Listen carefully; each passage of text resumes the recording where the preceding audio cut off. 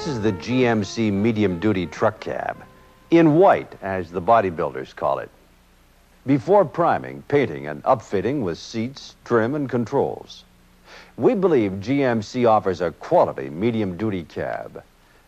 Compare GMC's one-piece floor pan, door frame, and outer back panel assembly to Ford F-Series and LN Series cabs.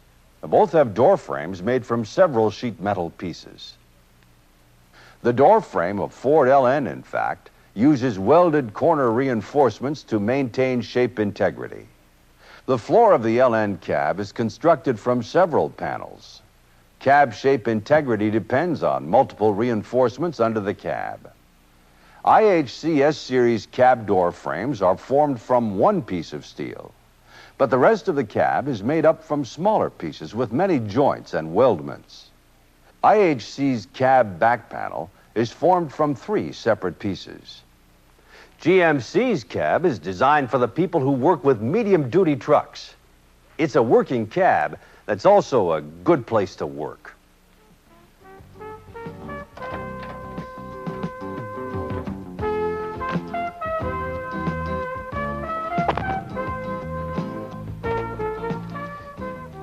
A driver can get in and out of a GMC cab easily. And once seated, the driver can lean back against the slightly reclined, foam-cushioned seat back and drive the truck in much the same way that he or she would drive a car.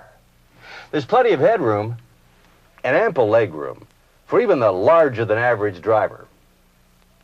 There's also a good distance between the steering wheel and the seat for the more than ample driver. And notice the angle of the steering wheel. It's like a car, so the driver can sit with his back against the seat and steer comfortably. Do you see how I'm seated? My hands rest naturally on the steering wheel. My lower legs have room to stretch out at a comfortable angle, and my right foot is in a normal position when I place it on the accelerator. It's a little thing that the engineers thought important when they designed this cab, and it is important. It can mean a lot to driver comfort after some time pushing on the pedal. The brake pedal on hydraulic brake-equipped cabs is 1 1/4 inches away from the accelerator and 1 1/2 inches higher. The relative placement of the accelerator and brake pedals make it easy for the driver to move quickly from one to the other. The instrument panel and hand controls have been designed to be easy to read, easy to use. The switches and telltale lights incorporate international symbols for rapid recognition. Driver comfort requires good cab ventilation, so all GMC medium-duty cabs feature the power ventilation system that keeps air moving inside the cab whenever the ignition key is on. Separate from the heater controls, GMC power ventilation system circulates air through the cab even when the truck is standing still with the windows up. For good seating support, the standard GMC medium-duty cab interior features a 5 1/2 inch foam-cushioned 3-passenger bench seat with folding seat back, and for appearance plus added driver comfort, cab trim that includes padded instrument panel, driver and passenger vinyl door panels with integral armrests, right and left-hand padded sun visors, close-fitting full floor mat, plus sound and temperature insulation between the steel roof panels, under the floor, and behind the dash.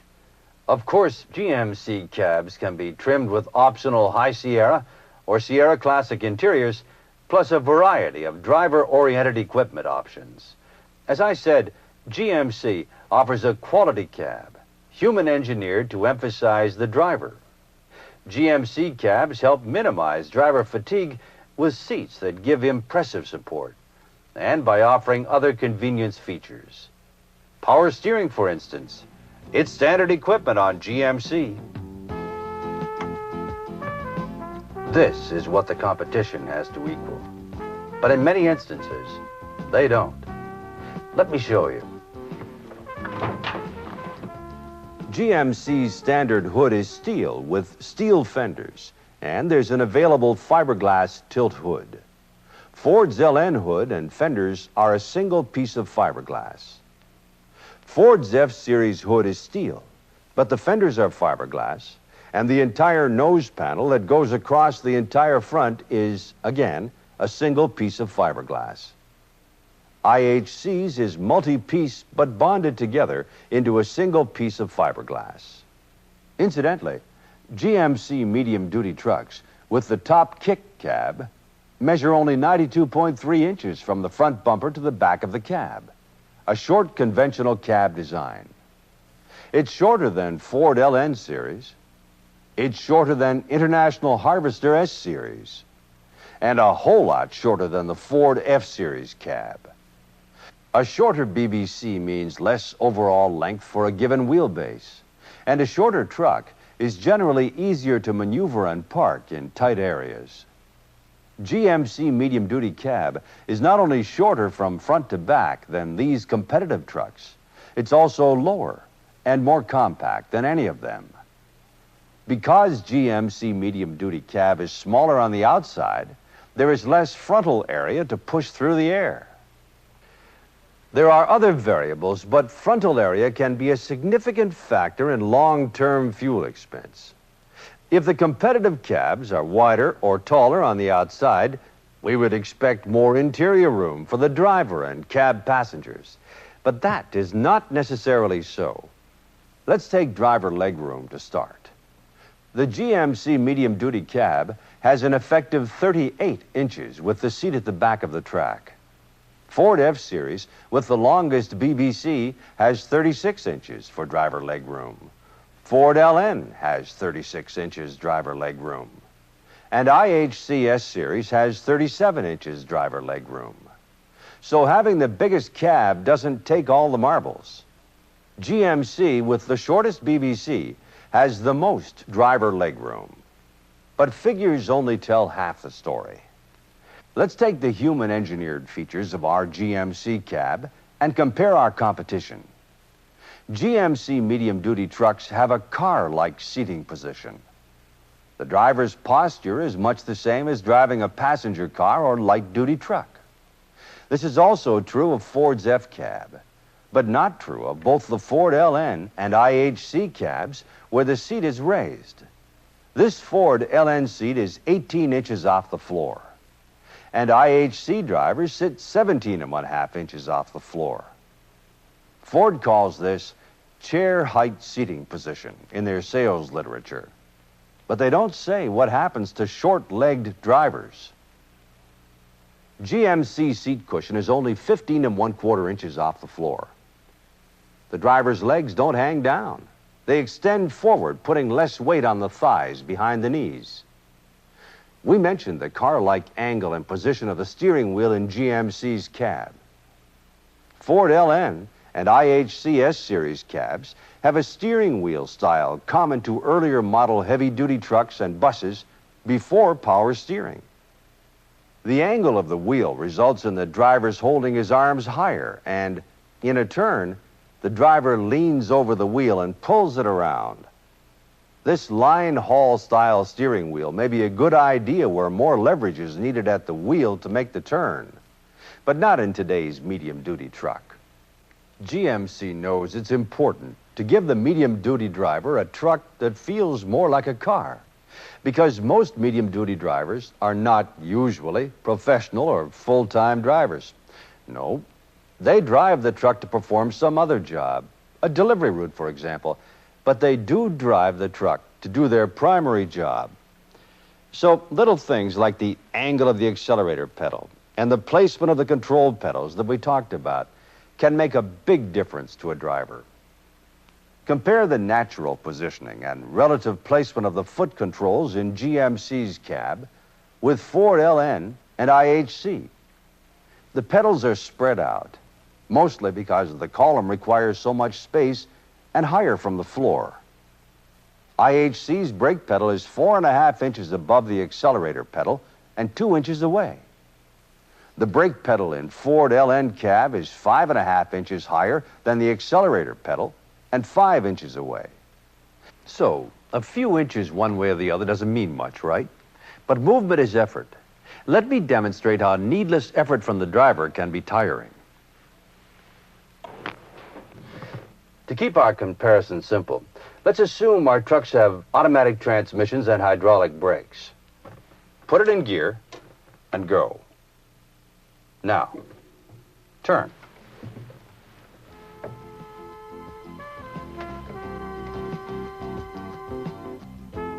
Now, let's do the same thing in the Ford.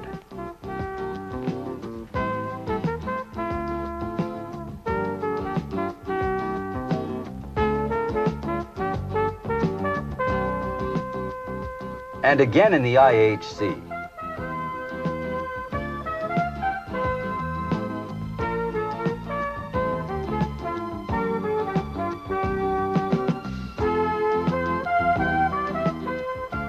If the extra motion in the competitive cab is multiplied by an 8 to 10 hour day, the total additional effort can contribute to greater driver fatigue. Now keep in mind, the cab is the operations center for the truck. It's no secret, people are more efficient, more productive workers when they like their work environment. Now compare IHC S Series, and you'll see you get a lot less. Less seat cushion, less instrument panel padding, less trim, less insulation material. Also, less stowage. The seat back does not fold, and there is no glove box. The steering wheel and column is more in the way, but also less in the way of power. Power steering is an extra cost option on International. In the Ford LN Series standard cab, the 5-inch foam cushion is upholstered in a very hard plastic cover. No dash padding, no door trim or armrests, and a partial floor mat. Ford LN standard cab has no glove box, map pocket, or dispatch case, and there is no behind-seat stowage. The Ford LN standard cab has no power ventilation, no passenger side floor vent, and no instrument panel air conditioning option. The standard Ford F-Series cab is the closest of the competition to GMC in trim and cab convenience features, but it still lacks a folding seat back, a right-hand passenger sun visor. To get it, you have to order the custom cab trim level. There's less cab sound and temperature insulation material. Integral air conditioning is available on the F-Series cab, but not the power ventilation system, nor passenger side floor vent. An important consideration in buying any piece of equipment as mechanically complex as a medium-duty truck is service. Whether the service is performed by the owner, driver, or professional mechanic, accessibility of the most serviced items should be within arm's reach while standing on the ground. On gas models, GMC mounts the battery in a convenient position, right up front, under the hood, out of the elements. And the GMC medium-duty battery is a sealed Delco Freedom battery that never needs refilling. Ford's F-Series gas-powered truck puts its battery here in the wheel well. Here's the heater blower motor, the coolant recovery bottle, translucent so you can see the coolant level. Fluid checks in Ford require considerably more effort.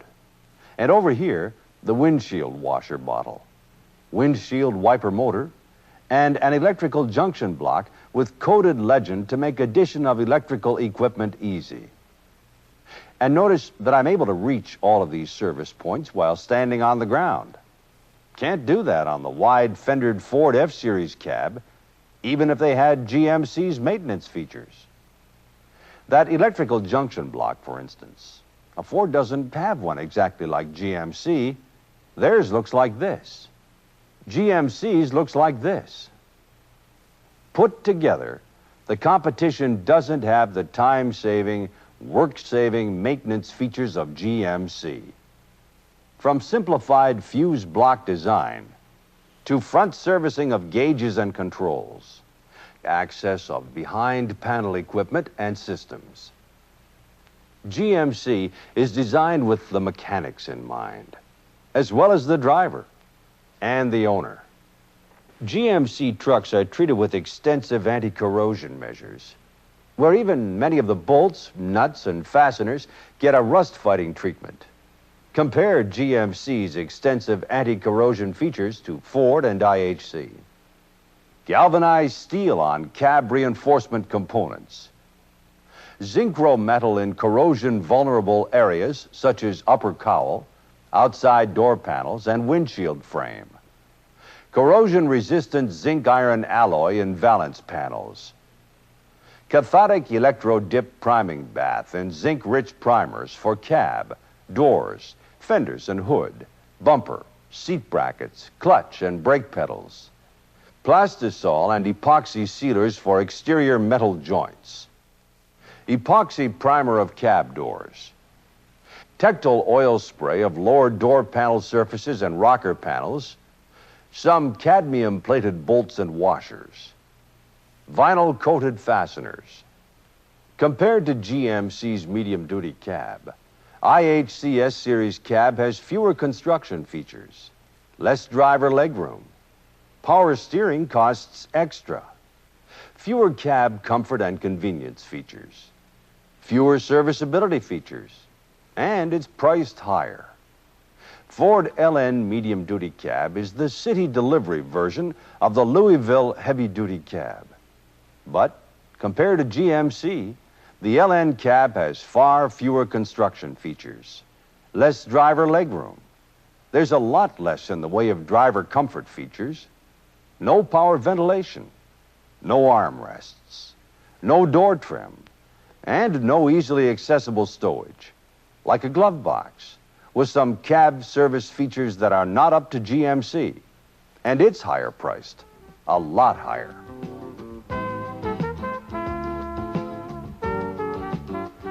GMC, premium quality. It's what should be expected in a medium-duty truck. It's what GMC customers get.